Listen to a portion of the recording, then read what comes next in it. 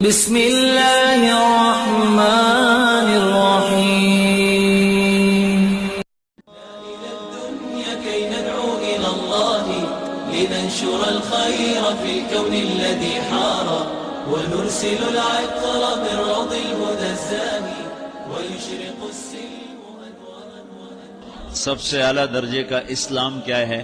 من سلم المسلمون من لسانہ و یدہ. زندگی میں یہ طے کر لو، کوئی کتنا ہی تمہیں دکھ پہنچائے، کوئی کتنا ہی تمہاری بےعزتی کرے، چپ ہو جاؤ، سہ جاؤ. مرنے والے کی کیا عزت، کیا ذلت. میں نے تو مر کے دیکھا ہے اور مجھے یہ حدیث سمجھ میں آئی ہے بڑی اچھی طرح، موتو قبل ان تموتو، کہ مرنے سے پہلے مر جاؤ.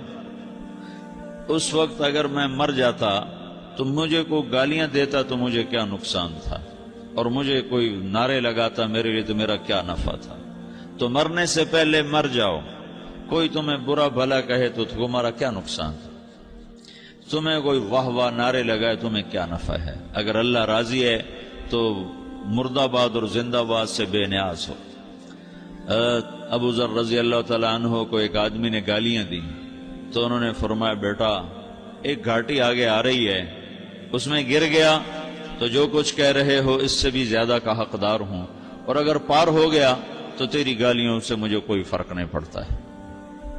من سلم المسلمون من لسانہ و یدہ موتوا قبل ان تموتوا. چونکہ آج کل اخلاق ہیں انتقامی، معاف کرنے والے اخلاق ہیں نہیں، انتقامی اخلاق ہیں. ہمارا معاشرہ انتقامی ہے. اچھا کرو گے تو ہم اچھا کریں گے، برا کرو گے تو ہم برا کریں گے، جیسا کہو گے ویسا ہم سے سنو گے. یہ ہمارا ماحول ہے، یہ ہمارا. ایک ماں کہہ رہی تھی دوسری ماں کو، میرے پترا کدی کسی نے واسطے سلام نہیں کیتا. بڑے فخر سے کہہ رہی ہے، ہمارے اپنے گاؤں کی بات بات، میرے پترا کدی نہیں کسی نے واسطے سلام کیتا. مائی جڑا کرے انہوں کریں دیں، جڑا نہ کرے انہوں پوچھ دے ہی کوئی نہیں. یہ وہ فخر سے کہہ رہی. جو سب سے بڑا عیب ہے وہ سب سے بڑا فخر بنا ہوا. میرے پترا کدی نہیں کسی نے واسطے سلام کیتا. جب ماں باپ نے یہ سبق دیا تو اولاد کا کیا قصور ہے. تو ہمارا معاشرہ انتقامی ہے، ایک کی 10 سنانے کا ماحول ہے. تو آپ 100 کی ایک بھی نہ سناؤ. احنف بن قیس رضی اللہ تعالیٰ عنہ پہ ایک آدمی نے چڑھائی کر کہنے لگا، ایک سناؤ گے نا تو 10 سنو گے میری طرف سے. تو احنف بن قیس کہنے لگے، بھائی تو مجھے 100 بھی سنائے گا نا تو میری طرف سے ایک بھی تو نہیں سنے گا. ایک آدمی ان کی بڑی بےزتی کر رہا تھا اور وہ چل رہے تھے اور وہ ساتھ گالیاں بک رہا ہے. جب آ گیا نا قریب شہر تو کہنے لگے، دیکھا میرا قبیلہ یہاں رہتا ہے، اگر کسی نے سن لیا نا تو تیری بڑی دھلائی کر دے گا. تو نے جو مجھے گالیاں دینی میں کھڑا ہوں یہیں تو دے لے، تو اپنا سارا زور پورا کر لے تاکہ آگے تجھے کوئی تکلیف نہ پہنچا دے میری وجہ سے. تو وہ پاؤں پہ گر کے معافی مانگنے لگا کہ واقعی تو بڑے حلم والا. وہ مشہور تھے اپنے حلم میں، بردباری، اور لوگ ان کا امتحان لینے آیا کرتے تھے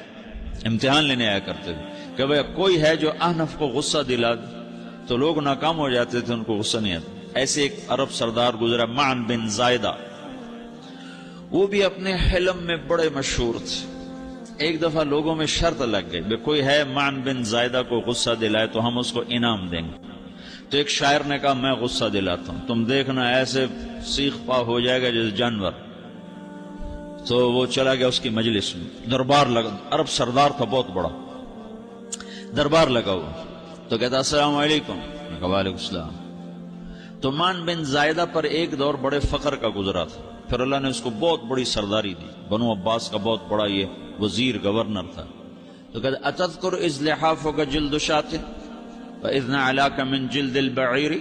کیوں بھائی تجھے یاد ہے جب تیرا بستر بکری کی کھال تھا اور تیرے جوتے اونٹ کی کھال کے تھے؟ تو کہنے لگا، کیوں نہیں یاد، بھلا کوئی ماضی بھی بھولتا ہے.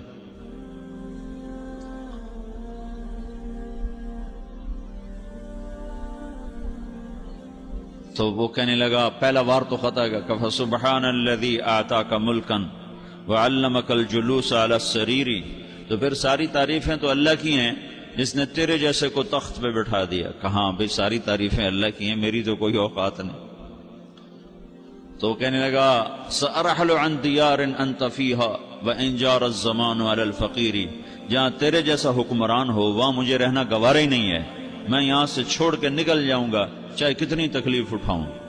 بڑے دربار میں یہ ایک گورنر اور وزیر سے بات ہو رہی ہے تو وہ کہتا ہے اچھا بھائی اگر تو ہمارے پاس رہے گا تو ہم تیرا اکرام کریں گے، اور اگر تو جانا چاہتا ہے تو پھر رافقت کا سلام۔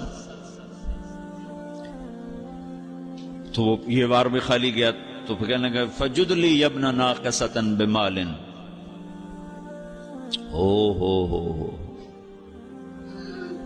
او گندی ماں کے بیٹے مجھے کچھ عطا بھی کر، میں بغیر پیسے کے سفر کیسے کروں گا؟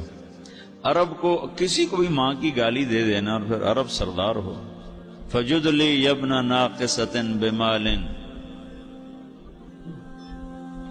بری ماں کے بیٹے مجھے کچھ پیسے بھی دے، میں نے جانا ہے۔ میں کہا بھائی اس کو 3000 دے دیا جائے۔ اللہ اکبر۔ تو کہنے لگا قلیل ما اعطیتنی وانی لاتمع منک فی الکثیر، یہ تو بہت تھوڑا تو نے دیا ہے، مجھے اور دے۔ کہا اچھا بھائی 3000 اور دے دو۔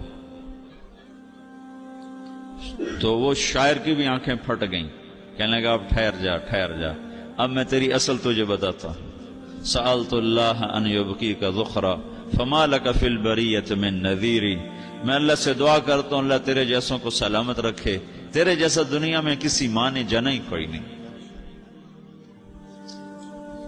فمنک الجود والافضال حقا وفضل یدیک کالبحر الغزیر، تو ہی سخی ہے، تو ہی کریم ہے، اور سمندر بھی تیری سخاوت کے آگے کچھ نہیں ہے۔ تو نے کہا اچھا بھائی تو نے ہماری برائی کی، ہم نے تمہیں 6000 دیے، اب تو نے ہماری تعریف کی، اب 10,000 اور دے دو اس کو۔ ہاں باتیں ہی رہ گئیں، باتیں ہی رہ گئیں۔ کہاں سے لائیں ایسے لوگ؟ ہمارا معاشرہ انتقامی ہے، بدلہ لینے کا ہے، بدلہ لینے کا۔ اس نے میرے ساتھ کیا میں نے بھی کرنا ہے۔ تو اعلیٰ درجے کا اسلام یہ سکھا رہا نہیں چپ ہو جاؤ، سلامت بن جاؤ، سلامتی بن جاؤ، سلامتی کی علامت بن جاؤ۔ من سلم المسلمون من لسانہ ویدہ۔ اب وہ سوال کرتا ہے یا رسول اللہ ای الایمان افضل، سب سے اعلیٰ درجے کا ایمان کیا ہے؟ اسلام کیا ہے؟ کلمہ، نماز، روزہ، حج، زکوٰۃ۔ اعلیٰ درجے کا اسلام کیا ہے؟ من سلم المسلمون من لسانہ ویدہ۔ یہ اخلاق کا ادنا درجہ ہے، ادنا درجہ ہے۔ ادنا درجے پر پہنچ کر آپ اسلام میں اعلیٰ درجے پر آ سکتے ہیں۔ وہ سوال کرتا ہے ایمان کیا ہے؟ تو آپ نے کہا اللہ پر، فرشتوں پر، کتابوں پر، رسولوں پر، موت کے بعد کی زندگی پر، تقدیر پر۔ اب ایک اور سائل سوال کرتا ہے ای الایمان افضل، سب سے اعلیٰ درجے کا ایمان کیا ہے؟ تو آپ نے فرمایا حسن الاخلاق، اچھے اخلاق سب سے اعلیٰ درجے کا ایمان ہے۔ جو آدمی اسلام میں، جو آدمی اخلاق میں، جو مرد عورت اخلاق میں ادنا درجے پر ہوتا ہے وہ اسلام میں اعلیٰ درجے پر پہنچتا ہے۔ اب اگر وہ اخلاق میں اعلیٰ درجے پر آ جائے تو اب یہ کہاں پہنچے گا؟ اب یہ کہاں پہنچے گا؟ میرا نبی کہہ رہا ہے سب سے اعلیٰ درجے کا ایمان ہے حسن اخلاق، حسن اخلاق۔ ابو ہریرہ نے پوچھا یا رسول اللہ وما حسن الاخلاق، یہ بھی ایک اور حدیث ہے، یا رسول اللہ حسن اخلاق کیا چیز ہے؟ تو آپ نے 3 چیزیں فرمائیں، تصل من قطعک وتعطی من حرمک وتعفو عمن ظلمک، جو تم سے توڑے نہ تم اس سے جوڑو۔ نہیں کرتا سلام نہ کریں، کوئی ہم چھوٹے باپ کے ہیں، ہم تو کبھی بھی نہ کریں، ہم تو کبھی بھی نہ منہ تھوکیں بھی نہیں، ہم تو میرا نبی کہہ رہا ہے جو توڑے تم اس سے جوڑو، جو محروم کرے اس سے عطا کرو، جو زیادتی کرے اس سے درگزر کرو۔ یہ 3 کام جو عورت مرد کر لے گا یہ اخلاق کے اعلیٰ درجے میں ہے۔